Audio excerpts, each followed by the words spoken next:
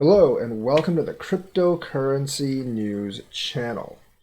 We're going to talk about VeChain and prices because everyone loves talking about VeChain prices, and we're going to talk about how high DeFi can push the price of VET.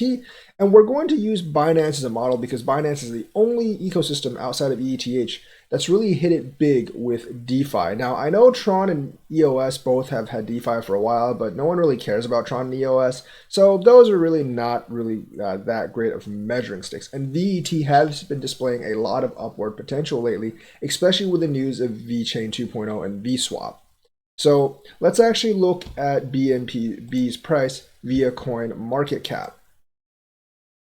So here we go. Like BNB's price right now, well, before DeFi came out, was around $44. Now it is around $265. That is a 6x. But we can't really apply that directly to VeChain because when BNB was going up, Bitcoin was appreciating massively. I think right now Bitcoin will still go up, but maybe not at the same rate it went up in January through March, which was kind of like BNB's time to rise.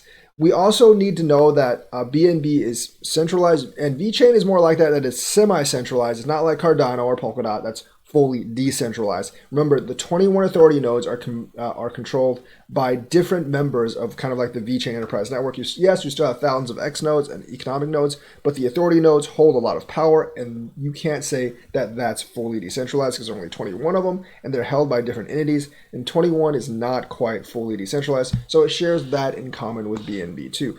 In terms of performance, VeChain is excellent in performance. Base layer, 1,500 transactions per second. That won't be a problem as it's hindered Ethereum.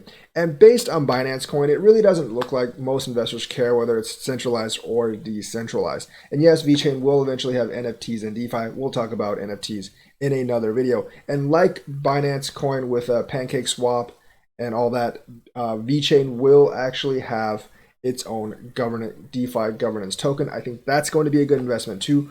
We'll have more on that as it actually comes along. But as to the price of VeChain, just like BNB, it should actually rise. Now, a 6x from VeChain's current position would be about 48 cents. I don't think the DeFi will take it quite to 48 cents. I think VeChain has sort of already gotten a little bit of pump because of the lead up to DeFi. I think before the pump began, right now it's about 8 cents. I think VeChain was about 5 cents before all this began. So if you take 5 cents and multiply it by 6, it's about 30 cents. But I don't know if VeChain will actually get there because if you remember what I said, between January and March, Bitcoin actually appreciated by a lot in price. Now, I do think Bitcoin will keep pushing up, but right now it looks like it's still pushing up, but at a slightly slower pace than it was the last 2 months. So you have to, I think, adjust the multiplier based on that.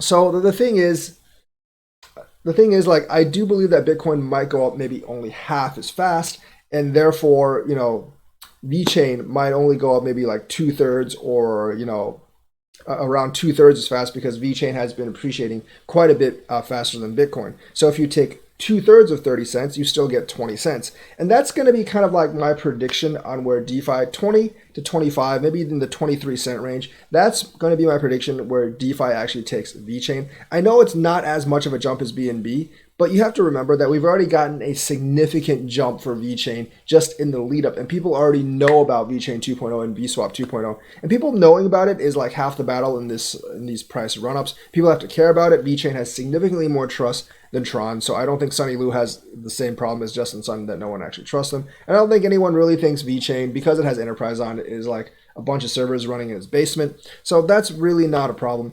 I don't think it has quite as much exposure as BNB coin. But the thing is, because it starts at a lower market cap, it doesn't require as much money to actually pump. Now, if VeChain gets on Coinbase, you could see 30 cents or above just because you have another on-ramp, and the Coinbase FOMO will add into the VSwap 2.0 FOMO. I do actually believe that is actually coming in April because they already have both a VSwap 2.0 and VET 2.0 on the testnet, and it probably takes maybe the better part of a month for them to get on the mainnet. There'll be more enterprise deployments, but DeFi is definitely going to be the biggest thing there. And then NFT afterwards, but like I said, that is for a future video. But based on the amount that Binance has actually increased, based on like the fact that how much Bitcoin went up during Binance's increase, and I think Bitcoin is actually going to be increasing but at a lower rate. That's why I think Vechain is going to be around 23 cents when all this DeFi stuff comes out. I still think that's a very, very good price. Remember, a lot of us have been buying in since like less than half a penny, and that is over 50x at 23 cents. Even right now, you're looking at about a 3x, which I think is still pretty excellent if you get it in a month. And I think it's totally doable with all this stuff actually coming out, especially if one of their DeFi projects gets really large. I'm sure there's a lot of VET investors that will actually lock Vechain in the DeFi. And the governance token, I think that's probably going to return a higher ROI than Vechain itself. We need to get, I need to see if I can get in on that early. Maybe I'll just even use VSwap to actually get that governance token.